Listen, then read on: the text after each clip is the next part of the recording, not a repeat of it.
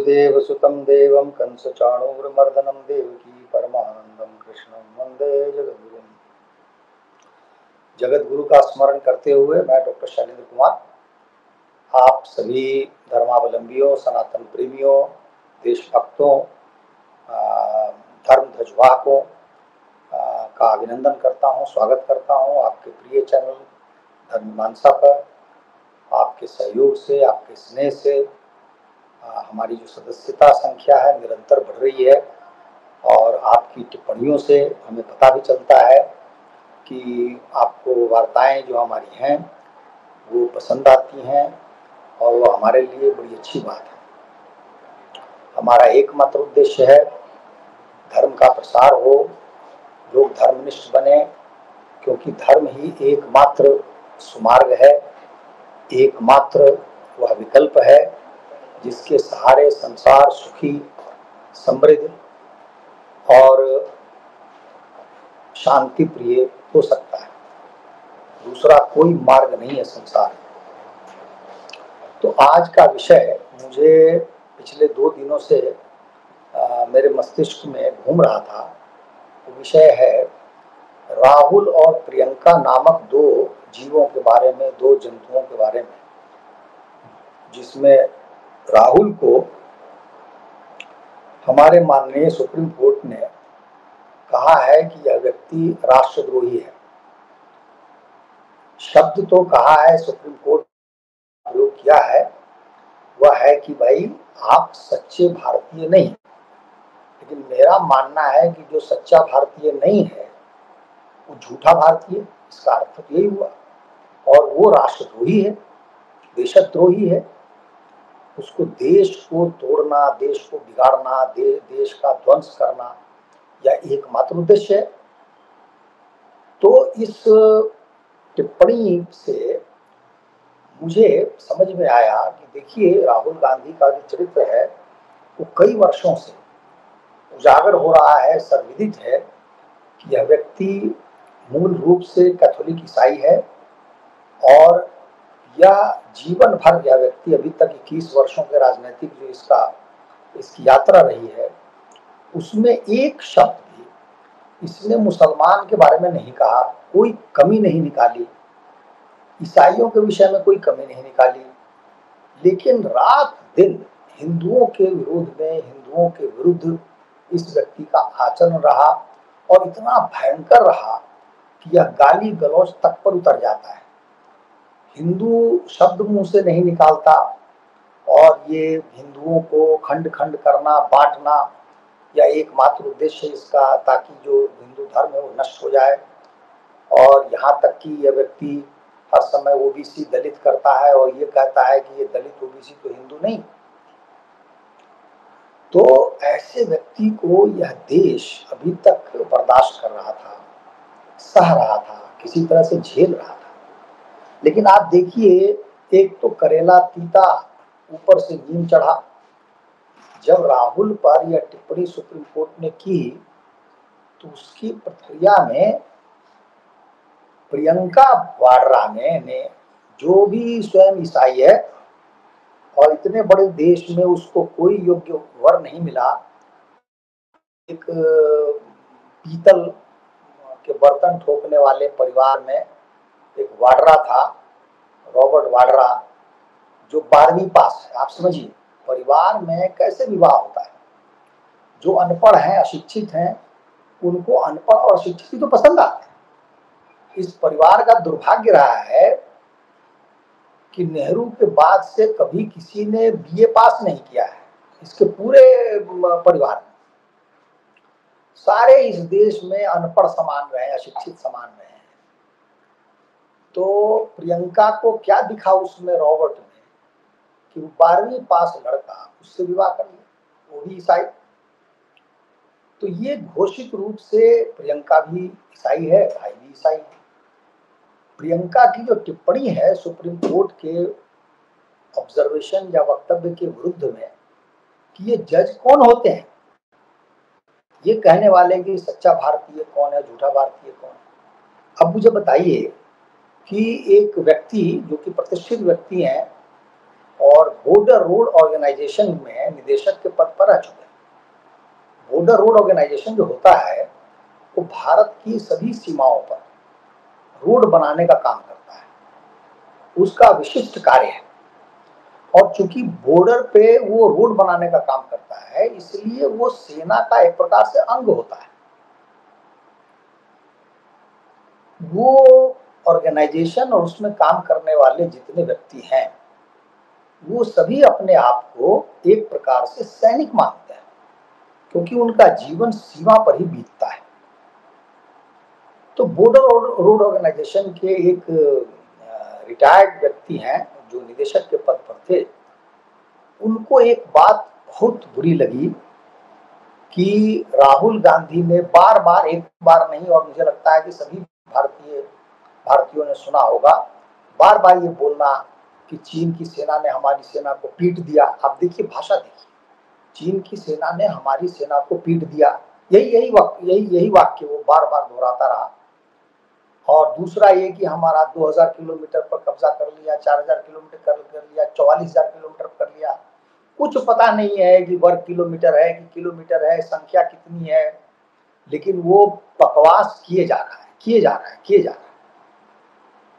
मुझे लगता है सभी भारतीयों को इस बात से ठेस पहुंची, लेकिन बहुत लोग क्या है उसको बर्दाश्त कर लेते हैं, सह लेते हैं, कुछ सोशल मीडिया पर टीका टिप्पणी करके इस कार्य की इतिश्री कर लेते हैं। कुछ ऐसे भी लोग हैं जो ये मानते हैं कि राहुल गांधी महामूर्ख है, उसकी बातों पर ध्यान नहीं देना चाहिए। लेकिन ये जो निदेशक महाशय हैं, इनको यह बात गले से नहीं उतरी। उन्होंने पहले लोअर कोर्ट में एक मुकदमा फाइल कर दिया और कहा कि भाई मुझे तो इससे ठेस पहुंची है और ये सेना का अपमान है। धीरे धीरे यह मामला पकता गया, पकते पकते सुप्रीम कोर्ट पर पहुंचा और कल या परसों सुप्रीम कोर्ट के जो 2 जज हैं, उन्होंने ये अपना ऑब्जर्वेशन दिया, जिसमें अभिषेक मनु सिंघवी इसकी तरफ से गए थे वकील के रूप में। उनसे पूछना शुरू किया, क्योंकि जो न्यायालय है, कोर्ट है, वह तथ्यों पर बात करता है, तथ्य के आधार पर ही आपसे प्रश्न पूछा जाए।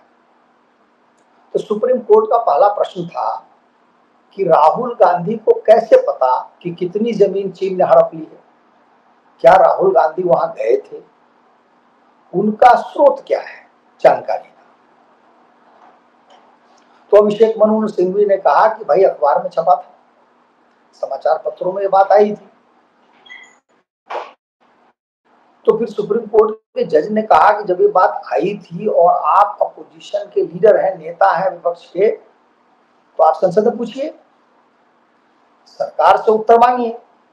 लेकिन आप राह चलते, सड़क चलते, सोशल मीडिया पर, ट्विटर पर, इधर उधर आप यह वक्तव्य नहीं दे सकते, क्योंकि फिर आपका उद्देश्य क्या है? उद्देश्य आपका जानना नहीं है, उद्देश्य आपका है कि भारत की सेना का घोर अपमान हो, या अपमान आपका उद्देश्य है। और यह जो परिवार है राहुल और प्रियंका का, ये आरंभ से ही देशद्रोही परिवार रहा है। नेहरू ने हमारी सेना के आधुनिकीकरण के लिए पैसा नहीं दिया।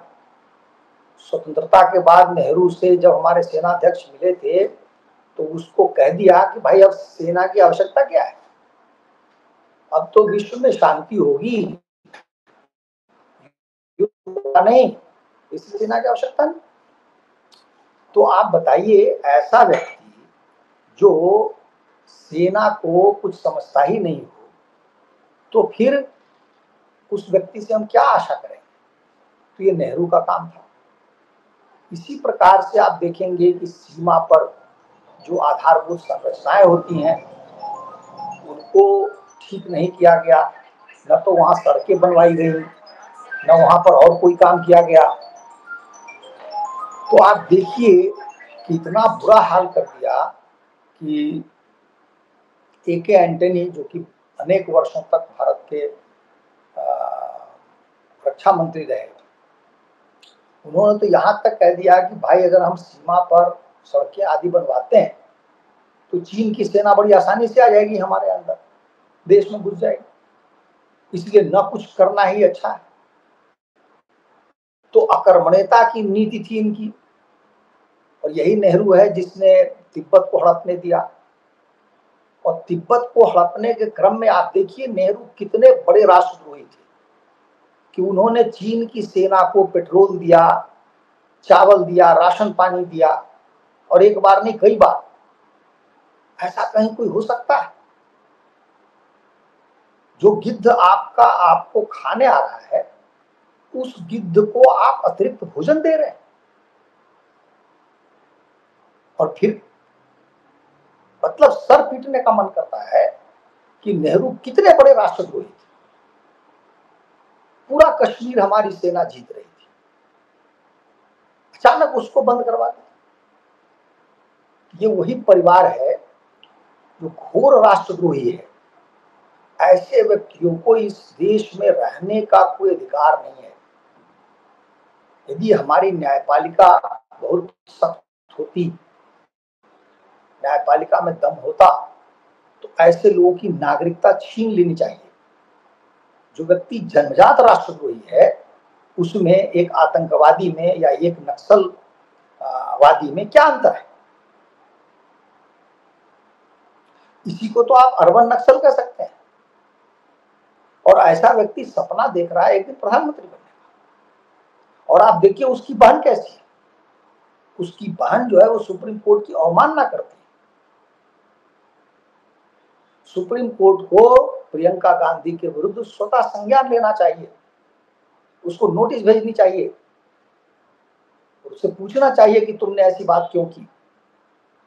यही सुप्रीम कोर्ट है जिसने राहुल गांधी को फिर से एमपी रहने दिया, उसको दोबारा मकान मिला। नहीं तो ये अपने घर से बाहर हो गया था, इसकी संसद की सदस्यता चली गई थी, और जो कि सुप्रीम कोर्ट ने गलत किया था, इसको सजा मिली थी। तो इसको दोष सिद्धि से भी मुक्त कर दिया और इसको दोबारा सांसद बनाया।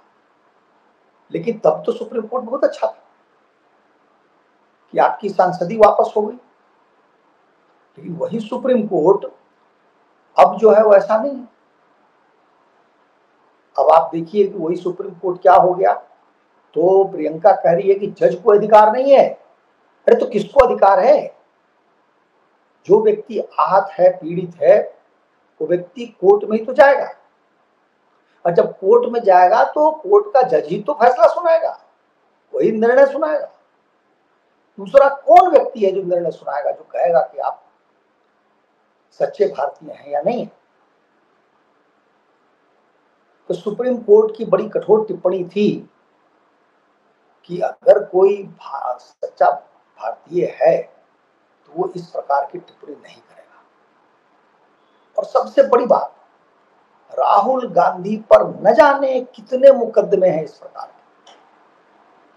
आज की घटना मैंने सुनी है, आज चाईबासा में यह व्यक्ति गया था और इसने जमानत ली है वहां पर कोर्ट से, क्योंकि किसी रैली में इसने बोल दिया वो प्यारे हैं। फिर गुजरात के एक कोर्ट में इस व्यक्ति ने बोल दिया कि भाई क्या कारण है कि मोदी जिसका भी उपनाम है वो सभी चोर है, और इस पर इसकी सांसदी तक चली गई थी। लेकिन चूंकि सुप्रीम कोर्ट का तो कोई ठिकाना नहीं है, सुप्रीम कोर्ट में भी जो जज है वो ऐसे ही जज है, इनमें राष्ट्रभक्त जज बहुत कम है, देश प्रेम उनके अंदर नहीं है, वो कम्युनिस्ट माइंड के हैं। आप देखेंगे कि हिंदुओं के विरोध में ही सामान्यतया सुप्रीम कोर्ट से निर्णय आते हैं, मुसलमानों के विरोध में नहीं। अभी जितने मंदिरों में दावा किया गया कि जो ये मस्जिद है उसके नीचे मंदिर है, अभी सब पर सुप्रीम कोर्ट ने रोक लगा दी है। मुकदमे आगे नहीं बढ़ रहे, मुकदमे नहीं चल रहे। लेकिन फिर भी सुप्रीम कोर्ट की जो टिप्पणी आई राहुल गांधी के लिए, वो बहुत कठोर टिप्पणी है। और कोई व्यक्ति जो समझदार है वो व्यक्ति अपना सर पीटेगा, पश्चाताप करेगा, उसको ग्लानि होगी। लेकिन यह व्यक्ति ग्लानि से परे, इसको कोई ग्लानि नहीं है। कहते जिस व्यक्ति की कोई प्रतिष्ठा हो वही अपनी प्रतिष्ठा पर आंच आने से डरता है, घबराता है, चिंता करता है। लेकिन इस व्यक्ति की चूंकि कोई प्रतिष्ठा ही नहीं है। अब आप इस व्यक्ति की राजनीतिक स्थिति पर आकलन कीजिए। ट्रंप ने जब कहा कि Indian economy is a dead economy, तो इस व्यक्ति ने कह दिया कि भाई मैं तो ट्रंप की बात का समर्थन करता हूं, मैं भी मानता हूं। मतलब आपको कुछ पता नहीं है कि भारतीय अर्थव्यवस्था कैसी है। ट्रंप के कहने पर आप कह रहे हैं कि भारतीय अर्थव्यवस्था मर गई है,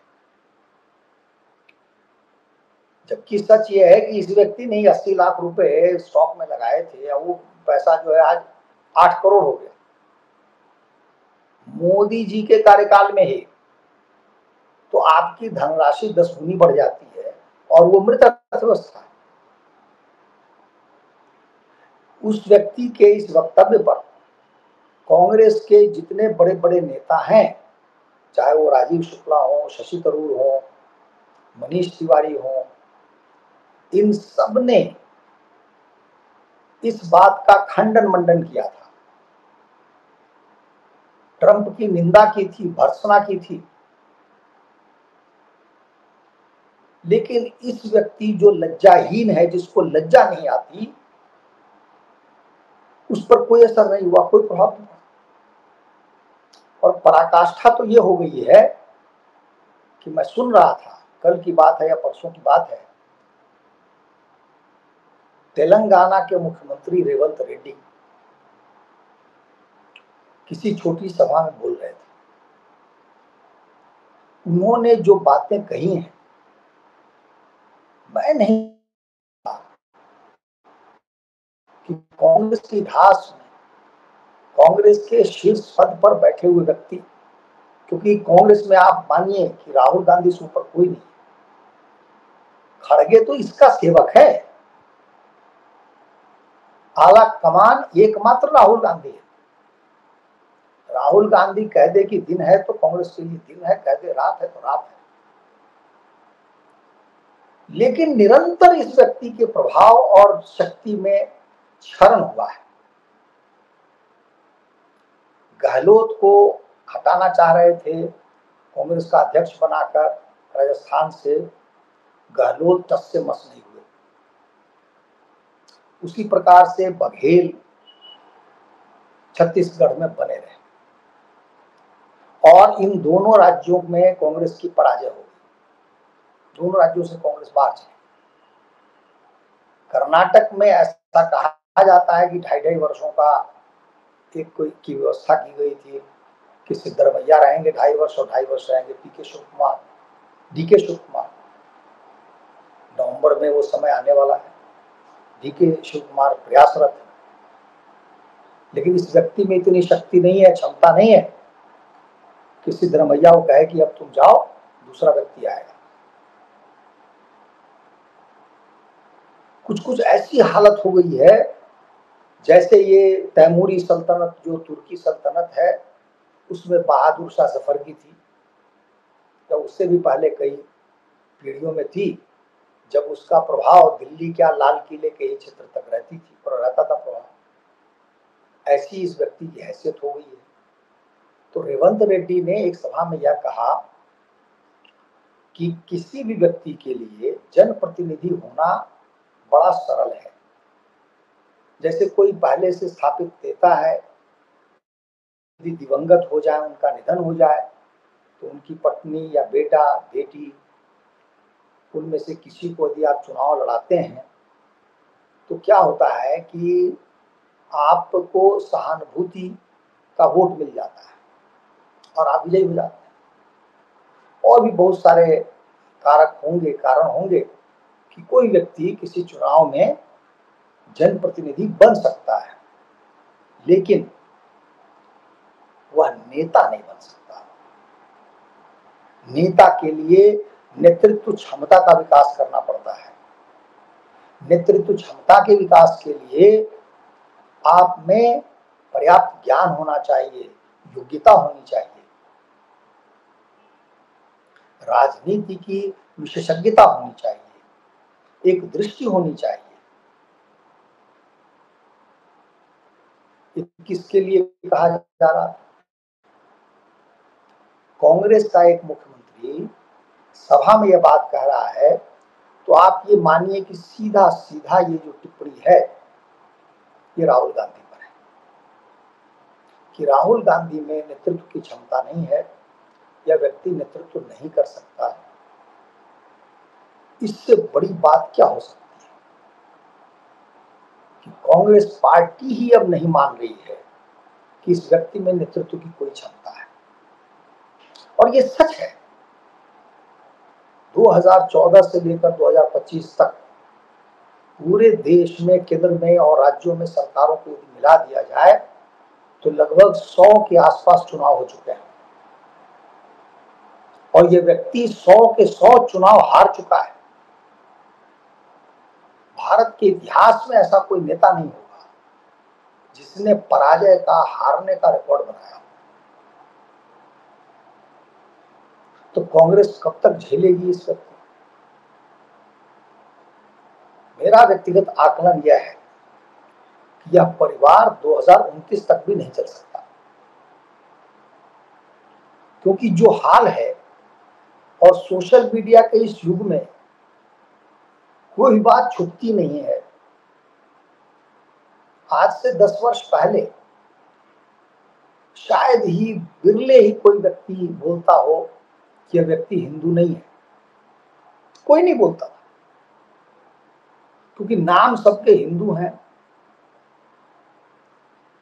तो हम लोग इतने मन से उदार होते हैं कि हम स्वीकार कर लेते हैं कि हिंदू ही होगा। लेकिन एक तो सोशल मीडिया के कारण, दूसरा इस व्यक्ति के आचरण से भी आज आप देखेंगे सर्वत्र यही चर्चा है। गांव में भी लोग अब जान गए हैं कि ये व्यक्ति हिंदू नहीं है, हिंदू द्रोही है, हिंदू विरोधी है। शहर में भी जान गए हैं, बच्चा बच्चा जान गया है। जब भी आप देखें अनंत वीडियो आपको दिख जाएंगे। तो अब तो हिंदुओं का वोट इस व्यक्ति को मिलने से रहा। और किसी भी राज्य का चुनाव हो या केंद्र सरकार का चुनाव हो, यदि केवल और केवल मुसलमान आपको वोट दे तो ये जो कांग्रेस पार्टी है वो 20 सीट भी नहीं जीत पाएगी, क्योंकि जीतने के लिए उस क्षेत्र विशेष में 50% से अधिक मुसलमान होने चाहिए। तो ऐसे जो लोकसभा के क्षेत्र हैं वो बहुत नहीं है। भाई कांग्रेस तब जीतती थी जब मुसलमान वोट देते थे, साथ में हिंदू भी देते थे, भले कम हिंदू देते थे। लेकिन अब तो इस व्यक्ति की दुर्दशा यह है कि शायद ही कोई हिंदू इसको वोट दे। पहली बात तो जिस व्यक्ति में थोड़ा बहुत भी हिंदुत्व शेष था वो सब के सब कांग्रेस को लात मार के छोड़ दिया है। और अभी भी जो थोड़ा बहुत अपने आप को मानते हैं कि वो देशभक्त, राष्ट्रभक्त है, वो राहुल विरोधी बन गए। उदाहरण के लिए शशि थरूर को ले लीजिए, वो बिल्कुल नहीं राहुल को मानते और शशि थरूर को संसद में बोलने तक नहीं दिया जाता है, क्योंकि सबको पता है कि वो व्यक्ति राष्ट्र के पक्ष में खड़ा होता है, वो राष्ट्र के साथ अन्याय नहीं कर सकता।